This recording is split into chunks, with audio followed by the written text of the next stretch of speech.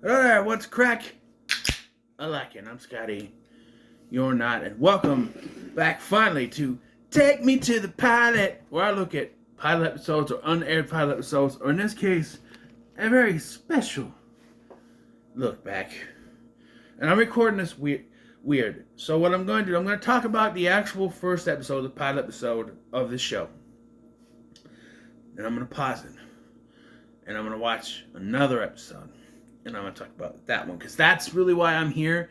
But I figured I have to talk about the first episode first. And then the other version, which is an alternate reality version of that pilot episode. So, I am excited today because I finally get to talk about My Name is Earl. One of my favorite TV shows from the 2000s. Yeah. Starring Jason Lee, Ethan Suplee, Jamie Presley. Yes, very good show. And if you don't know the premise of the show is that Earl Hickey, after being in a hospital, he sees a interview with Carson Daly. Carson Daly talking to Trace Atkins, of all people. And he talks about karma. So Earl decides he's going to embrace karma. He's going to do good things so good things happen to him. And so he starts a list of all the bad things he ever done. And he's going to complete every single item on the list, so to speak. Ugh. Maybe when I'm done with that, I'll talk about what actually happens with that list. I know about what is the finale. It was canceled after 4 seasons. I had the first 3 seasons on DVD.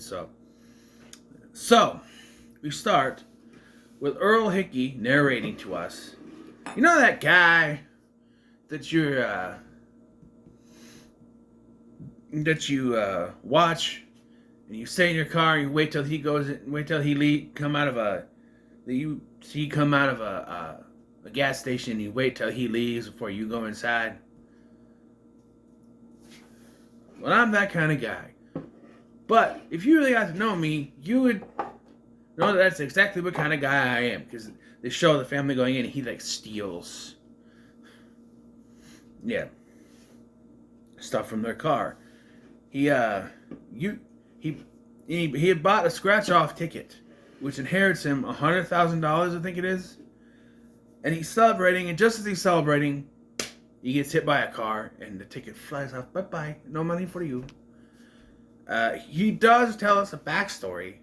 A few years back, he was drunk on New Year's Eve, I think it was, and he met Joy, who he found out which is Jimmy Presley's character.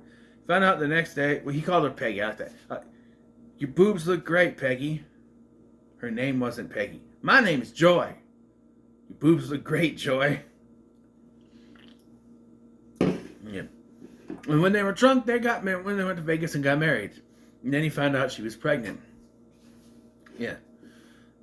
All she can remember is that the boy's daddy drove a Ford, so they named it Dodge. But it wasn't far. It wasn't too long after that, actually, he got a bundle of joy of his own. There he was. They knew it was going to be a boy, so they named it Earl Jr. And he comes out black. With it being, we later find out, it's implied. I say implied because it's not exactly, that's what the whole finale was about, was who was Earl Jr.'s daddy. Because the Crab Man, they used to hang out at the Crab Shack, and the Crab Man, named Darnell, they call him the Crab Man, used to give them pieces. It's very obvious from the body language that he's implied to be Earl Jr.'s daddy, though in the unofficial series finale, that's not the case. And apparently it was going to be some famous person. I don't know. I think if I remember correctly, I think it's also told to us that Earl was actually Dodge's birth daddy. I think. She hooked up with him drunk one night, got pregnant, and then, while Earl is in traction, yes, I know that worked, he's all on drugs, and she makes him sign divorce papers, and she's gonna move in with Darnell, or Darnell's gonna move in with her, and yeah, that's what she's like. Earl Jr. should be with his daddy, but again, so all hopped up on drugs, he's watching TV, and he sees Carson Daly talking to Trace Atkins. Trace Atkins is like, "Oh, come on, man! Look at you! Every time I see you, you get a different gorgeous woman on your arm. How you do it? Well, you know what? It's karma. You do good things happen to you. You do bad things happen to you." No, I don't necessarily know that is true, because I've done a lot of good things in my life, and crap still happened to me. Some bad things, but I've done more good things. I don't know. I don't necessarily think there's some unseen force like that, but I could be wrong. You know, karma. You know, karma's a bitch. Da-da-da-da-da. So now what? Well, based on this, Earl has decided to come up with this list. He and Randy, his brother, played by Ethan Suplee. It's Suplee, not Suplee. Okay? Ethan Suplee. They're living in a hotel now, and they meet. What the hell's her name? Maid lady. I don't remember her name. Catalina. No, she's the main character, who is the maid and has become their friend. So, Earl has made his list, and as they're leaving, Randy reads off a few of the numbers. Number 23, peed in the back of a cop car. Okay. Now, I've only seen the first season in bits and pieces, the episodes spread out of the other ones. I don't know if that ever gets fixed. Usually when they say one out loud, they do come back to it. Case in point for two of these. But, I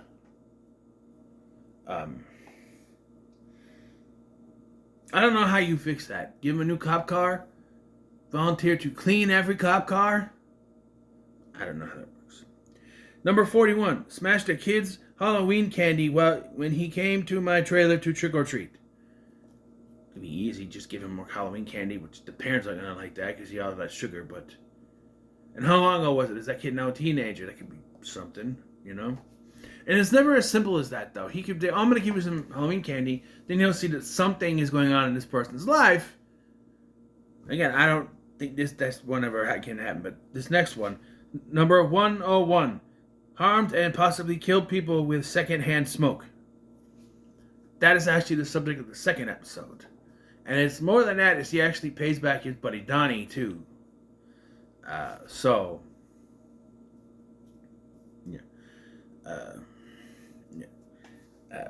And he's picking up trash as he's doing this, because another one was he littered.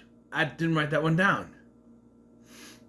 So he's picking up all the stuff, and I like how Catalina's like, "Hey, could you stop doing that? Because if my boss comes back and sees the like I'm not cleaning, he's gonna want it to be that way." He's like, "I'm sorry, I have to keep doing it until I pick up as much as I've littered." That could go on forever, and I don't know if littering, because it's that why I always get bad things because I always litter. I've littered. It's because I don't want to carry it with me. Come on.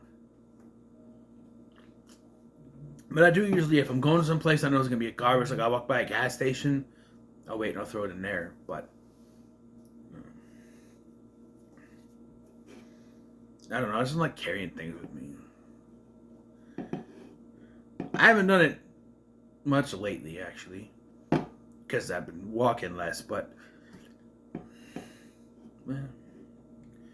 anyway, so Earl decides he's doing number 64. Picked on Kenny James. And we see a flashback to him picking on this poor kid.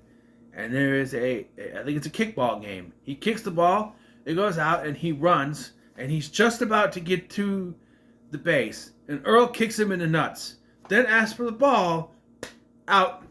No, that's not how it cuts away from him. And I went, no, that's not how it ends. That is cheating. That could not have, that is not how that game ended. That is not how that ended. No. The coach or umpire or something, whatever, had to have stepped in and said, no, that's not right. That's cheating. Right? I'm sure he got in trouble for that. But so they decide to spy on him for a few days, and they realize he's alone. You know, so he decides, and he literally says this: "I gotta get him laid." Yeah. So, and they're like, "Well, who's gonna just do anyone like that? No one's gonna. They need muscles to get a lady." And he's like, "Not with Patty, you don't. Patty, the daytime hooker. She is a recurring character, actually, and yeah, she'll do it." And I do like when she's like, "Oh, I'm here with Greenpeace and talk about save the whales and Jesus and all that crap." She comes in, and then she leaves. She's like, "He gave me money for the whales, and I even showed him my good boob, and nothing." So they decide to go talk to him. He freaks out. Well, first of all, he just no, not yet.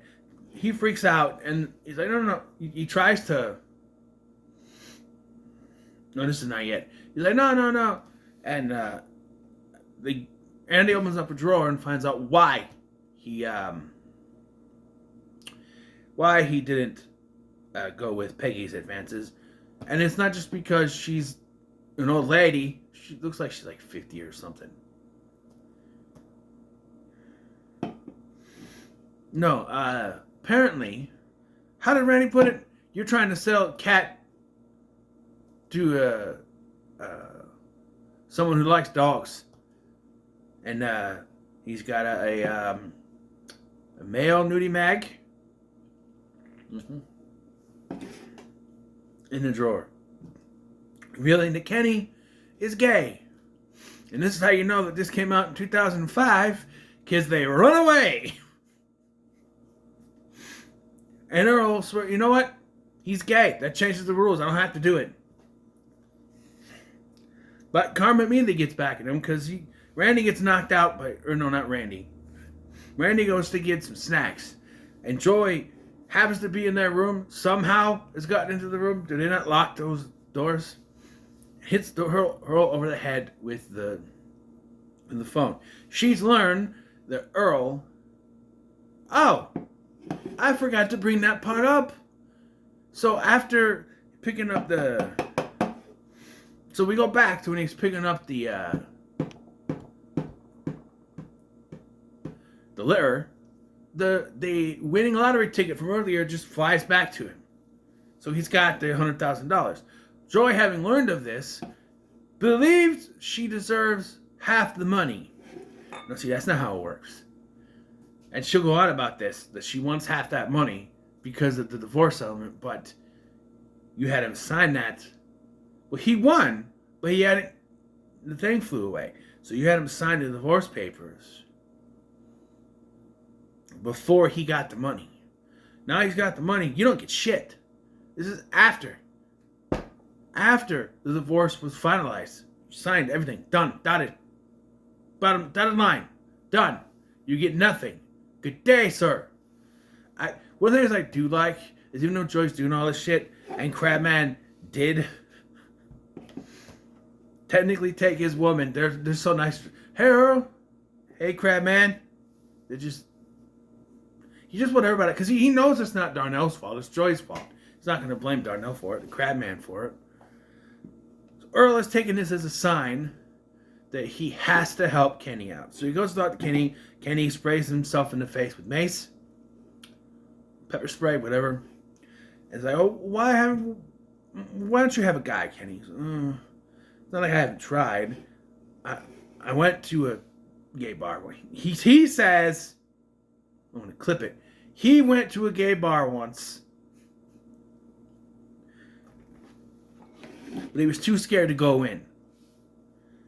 And the clip is him, he's scared somebody knocks on it. "You can't park here." "I'm straight." "That's cool. You can't park here." "Okay, I'm straight." That's this whole thing. So Earl and Randy take him to a gay bar.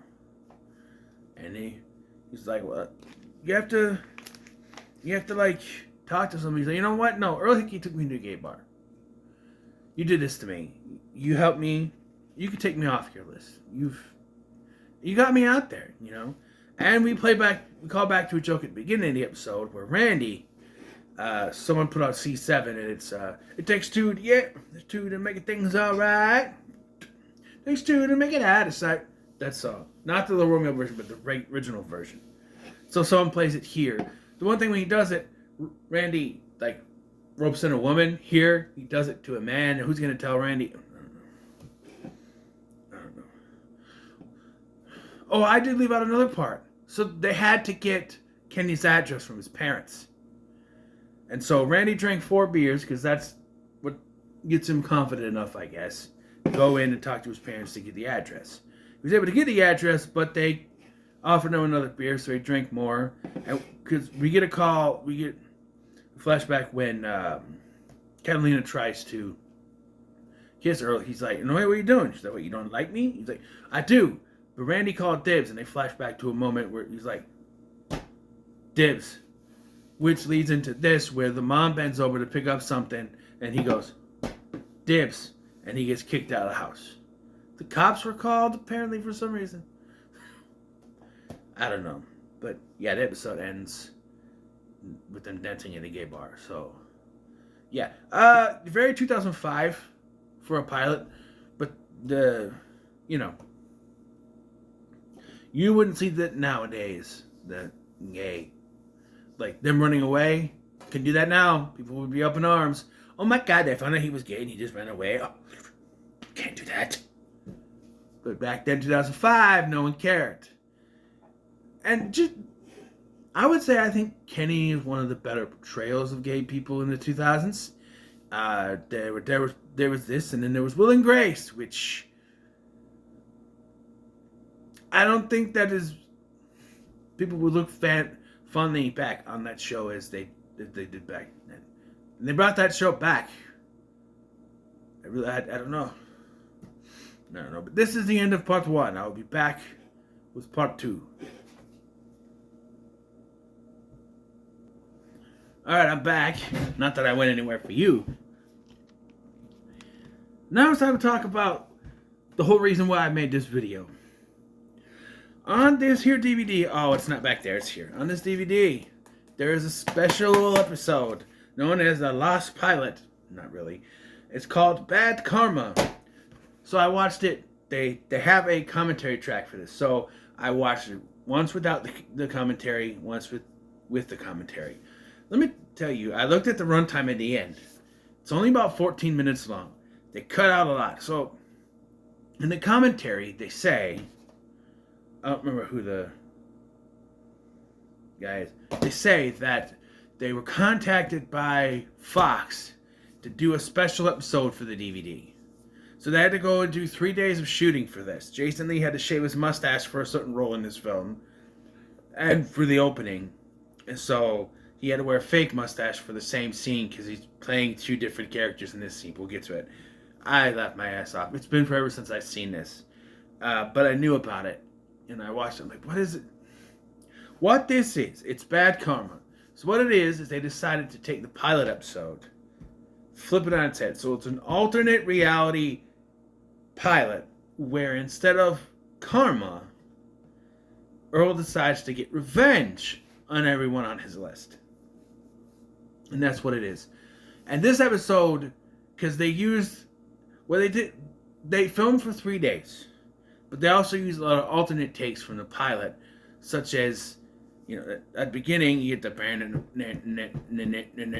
song or whatever playing with the opening dialogue. You know that guy? That stuff. And then it smashes cut to, that's the night I met Joy. And I'm like, but you didn't even talk about the night. And then there's a different line about, I forget what the line is like. It's an alternate take. And then we cut to, she's pregnant then, and then she gives birth to his baby, which is black. And then it smash cuts to Earl with the ticket getting hit by the car, and now he's in the hospital. In like 3 minutes of this episode, we skipped all the major backstory. and they said, well, they use alternate takes and stuff for this, but then they use an alternate take here, where after he signs away the trailer and the divorce thing, Crabman gives him a bowl of crab meat. But you didn't show the scene that established he worked at the crab shack and gave them crab meat. So this scene makes no sense in the context of this version of the pilot. Yeah. Apparently they cut it from the actual pilot because of for time. It would have made more sense in that version than this version, but who am I? So while flipping through the TV, he does see Carson Daly, but it cuts. He instead flips it to Family Guy, which apparently this was, from what the guy said, director, whatever, producer, whatever, showrunner.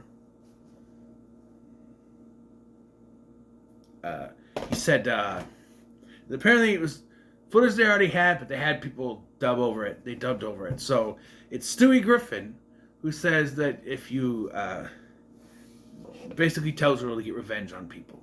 So now his list is now about getting revenge on people. And yeah, we see an alternate take here too in this version, because Jason Lee apparently loved doing this because he get to be an ass. His own words.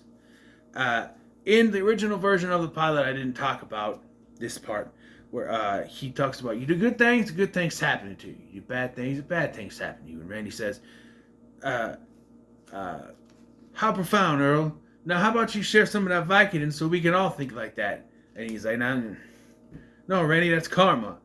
And he doesn't give any. In this one, he says, if anyone wronged you, you need to pay him back. You need to get back at him. And he's like, that sounds profound, Earl. Now, why don't you just share some of that Vicodin so we can think like that too? And he gives him the Vicodin in this version, and they talk about Family Guy. So in this version, he's not picking up trash, he's keying cars. But we go to, I made a list, and Randy reads off some of the numbers here. Number 23, cop hit me for peeing in back of his car. Okay, I think the cop would do more than just hit you for peeing in back of his car. You'd probably get arrested. Okay. Number 102, got dirty looks from people when I lit up cigarettes in public places. That should be number 101, but this is 102 here. Yeah. And he's keying up cars because of number 136. Everyone has a nicer car than me. Not really their fault, but he's getting revenge. He's keying up all the cars. And Catalina's line here is, hey, can you not do that? It pisses off the pimps. Or something like that. So they decide to Kenny James. Kenny James made me feel stupid in school. We don't get a flashback this time. He just says he made me feel stupid because he was always smarter than me, blah, blah, blah. In this version, Catalina finds the lottery ticket, quits, and then gives them the finger. Hey, I thought we were going to be friends. Hey, when my boss comes back, tell him I quit. She's like, oh, it's a stupid Gringo's lottery ticket. What's that? Nothing? Because I was trying to remember, what happens with the lottery ticket in this one? She takes it. You guys don't get it this time. No. So in this alternate version, they destroy Kenny's parents' house, basically. Yeah, Earl has 16 beers and goes in there to talk to him. And he's smashed into little birds. And this is accusing you of how stupid Earl is, because those birds had done nothing to you. He's like, number 57, birds always crap on my head. Those are not real birds, but apparently they don't show one of them because apparently they couldn't get the blue ones to break, so they just made the sound. And they won't tell him where Kenny is, so luckily Randy has found the phone book, which they could have just looked at. I feel like that's a response, and they don't say it in the commentary, but it feels like a response to people who watch by it and go, well, then just use a phone book. So he finds a phone book, you know? And then he tells him to steal the TV. Pick up the TV, Randy. But it's very pick it up, which I feel like is an alternate version of put it down. He says to him in the pilot at some point. Also, we also don't learn who Randy is. So it's just dialogue when he's in the hospital. I'd have cried, but I don't want to wake up my brother Randy. And that's just all we get a dialogue from him. They don't have the no, because it's not in this. No. So, using stock footage from the actual pilot, he spies on Kenny again with different voiceover. And he comes to the conclusion he's got to make Kenny sleep with a guy. But us who've seen the real pilot know that that's not going to go the way Earl wants it to. So, they go see a special prostitute named Sandy, who is just Jason Lee in drag. And it took me far too long to realize. I'm like, that until he started talking, I'm like, that's just Jason Lee in drag. And apparently in this scene, Jason Lee has a fake mustache and sideburns. And he was so nervous that it's going to fall off, he barely moves his lips. We need your help. Because he was, and apparently they thought they were going to do the whole thing with the fake mustache and sideburns, but that wasn't the case.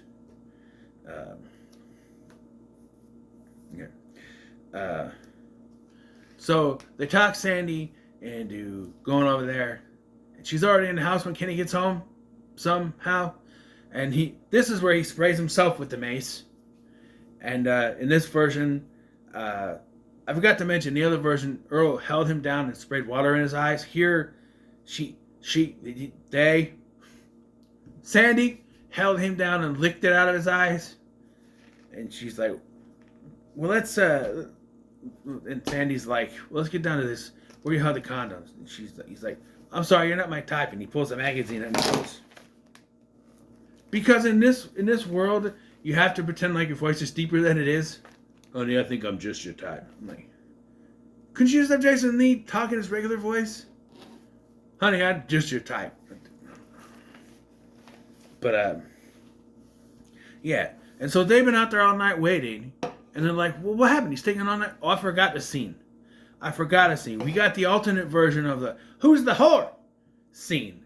Where Joy goes to the hotel room and hits him with the phone. In this version, Earl and Randy go to the trailer and he knocks Joy in the head with the phone and goes, who's the whore? You're the whore. That's right. And I love that. Hey, crab dick. Boom. Then he shaves off Darnell's hair. And Joy's hair, apparently, too, later. And Randy pees in the oven. Hey, Earl, can I pee in the oven? I always wanted to pee in the oven. Because he's an ass in this version. So after this, they go in. They see that Kenny and Sandy are in bed together with two stunt legs. Apparently they didn't want to get too risque. And they run off. Earl runs in the middle of the road. He gets hit by Joy's car. It's an accident. And she's like... And you see they're both bald. And I'm sorry. They talk about how Joy's bald cap looks good. Neither of them do. And they come at how they got Eddie Steeple's hair. And because he has the fro. He's at the... Hold on, let me show you. The disc right here. The disc is in that thing. It's right there. He's got the afro. You get that inside the bald cap? Forgot that disc was in there. Anyway... that was Earl. So she backs over again. We don't see it. And Randy's like... And then, we do have a scene earlier where Randy has the newspaper and says to Catalina, I feel like this wouldn't happen this way, but it says, woman claims ticket lost by idiot or something. And I'm like, why would she say that it's someone else's lottery ticket and she found it? Doesn't make any sense. And then here... It's Earl's obituary. And now Randy's got a mustache. And it's his show. My name is Randy. And I do want to point out that this episode is introed and outroed by Jason Lee as a version of himself. And they kind of, hey, let's. I'm on a soundstage. We think this is real, but it's not. And they pan back to show, okay, come back. And he introduced everything. And at the end, he's like... Oh, wow. I guess I haven't seen that in a while. Because he's saying this is a lost pilot. I don't know how it would continue. My name is Randy.